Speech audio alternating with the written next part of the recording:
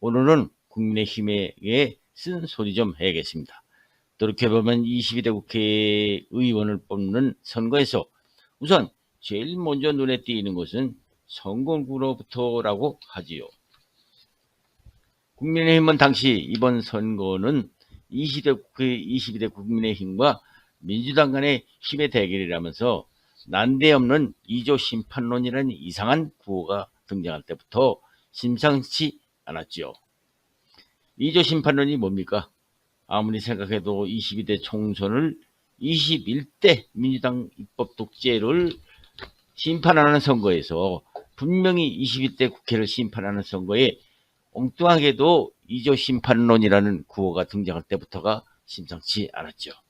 그리고 두 번째로는 지난날 김영삼 대통령 시절 인사가 만사라는 말이 많이 퍼지었듯이 22대 총선 때를 보면은 국민의힘은 온통 한동훈 비대위원장만 보였지 다른 인물들은 거의 눈에 띄지 않았다는 점이 특징이라면 특징인데요. 반면에 민주당은 이재명은 물론 유독 눈에 들어오는 것은 22대 총선만큼은 꼭 심판을 해야겠다는 심정을 가지고 성실하게 뛰어야 선거에 이길 수 있다고 강조하는 이해찬이라는 인물을 무시할 수 없었다는 것이죠. 민주당의 이해찬이라는 민주당 인물, 국민의힘에는 이런 인물을 당신 눈을 씻고 볼래야 볼 수 없었죠. 13대 국회의원으로부터 시작해서 19대, 20대까지 8번이나 등판했지만 한 번도 낙선한 적이 없는 이 인물 같은 이가 누가 였나를 살펴봐야지 않겠습니까? 민주당의 이해찬이라는 인물을 칭찬하고자 하는 말이 아닙니다. 그가 바라는 내용 몇 가지를 모아보았습니다. 우리가 심판론을 이야기하려면은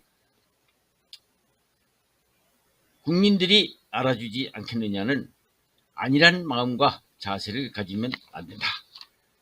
역대 선거를 보면 지나치게 자극하거나 반감을 불러일으켜 선거 전체를 망치게 하는 경우가 있다. 후보들은 자기 영혼을 담아 국민들에게 호소해야 한다. 오늘 이후 공천받지 못한 남들을 위해서 서로 위로하고 그들과 좋은 미래를 만들기 위로 해야 된다. 국민의힘은 앞에서도 지적했지만은 총선구에서 한동훈만 보여주고 있었죠. 다시 말하면 선거에 임할 선거 기획자가 보이지 않았다는 것입니다. 거대 야당인 민주당이 오늘날 이렇게 과마스 이상을 차지한 이유가 무엇이겠습니까? 김대중, 노무현, 문재인 대통령 선거를 이끌 선거 때마다 큰 역할을 했던 이해찬이라는 인물, 바로 그 이해찬은 국민의힘의 전신인 박근혜 대통령이 선거의 여왕이었다고 한다면 이해찬은 선거의 제왕이라는 별명을 외면해서는 안 된다는 것이죠. 따라서 국민의힘은 민주당의 상황이라는 별명까지 받고 있던 민주당의 최고 기획자로 꼽히는 이해찬을 능가하는 인물을 발굴하지 않는다고 하면 완전 뒤집힌 것은 무엇을 말하는 것인가를 알아야 합니다. 4월 11일 중앙선거관리위원회 선거통계 시스템에서 발표를 봤을 때 이날 새벽 1시 30분만 해도 수원정 김 후보가 69,877표로서 50.86%, 이 후보가 67,504표를 누르고 49.13% 당선인 이름을 올린 사례는 국민의힘이 정신 차려야 할 사례라고 할 수 있는 것이죠. 전날 발표 시 지상파 3사 출구조사에서는 김 후보가 54.7%, 이 후보는 45.3%로서 예측했었죠. 개표 중후반까지는 줄곧 이 후보가 앞서는 것으로 집계되어 오다가 사전투표함과 관외투표 결과가 더해지면서 김 후보가 판을 뒤집은 것으로 나타났죠. 어쨌든 이번 선거에서 수원 5개 선거구 모두 민주당이 3연속으로 석권하게 된 이유를 국민의힘은 분석을 철저히 해야지 후보 간의 잘잘못을 지금 따지고 있을 때만은 아니라는 것입니다.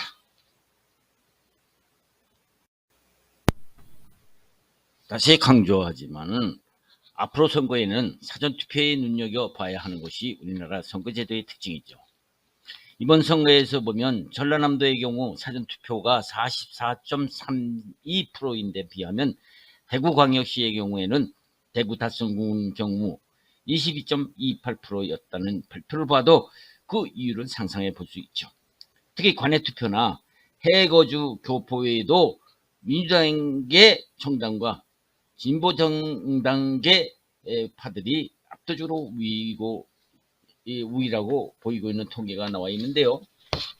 국민의힘에서는 처음 재선거에도 도입할 때는 보수 정당이었던 지금의 국민의힘 전신인 한나라당이 더 반색을 했다는 보도를 본 적이 있지만은 나이가 많은 한인회 지도부의 보수적 성향을 보수 측 지지가 높을 것이라고 착각한 것이 문제라면서 요즘은 젊은층 교포들이 보수층이 점하고 있는 한일회를 기피하는 성향이라는 분석은 국민의힘으로서는 어떻게 대처하고 있어야 할지 궁금하지 않을 수 없죠. 요즘 국민의힘 대표를 뽑는 전당대표를 뽑는 뉴스를 보니 너무나 혼란스러워서 한마디 했을 뿐입니다. 국민의힘 전당대회 경선 과정에서 이른바 배신의 정치 공방이 불쑥 터진 것은 지난 4.15 총선에서 비상대책위원장을 지낸 한동훈 후보가 윤 대통령과 한 후보 간의 불화설이 터져서 이른바 이 배신 정치는 우리나라 보수 정치의 원조인 국민의힘으로서는 보수 정치 지지자들에게는 박근혜 전 대통령 탄핵 당시 일부 당직자들이 자기 당을 떠나 야당인 민주당과 합세해서 박근혜 전 대통령을 탄핵으로 몰고 간 탄핵 트라우마를 다시 떠오르게 하는 표현인지라 그런지 배신의 정치 공방이 크게 떠오르고 있는 것이죠. 한동훈 후보는 이에 대해서 유력한 후보인 한동훈 후보를 두려워하는 이른바 공한증으로 다른 후보가 시달린다 해도 다른 후보의 협박과 분열의 정치는 안 된다고 한 후보 대변인이 밝혔다고 하죠. 이에 대해서 한 후보 경쟁 후보인 원 후보는 정치라는 것도 인간관계를 하루아침에 당정관계를 배신함으로써 상호간 충돌이 벌어진다면 어떤 신뢰를 얘기를 할 수 있겠는가 하면서 한 후보를 비평하였다고 하죠.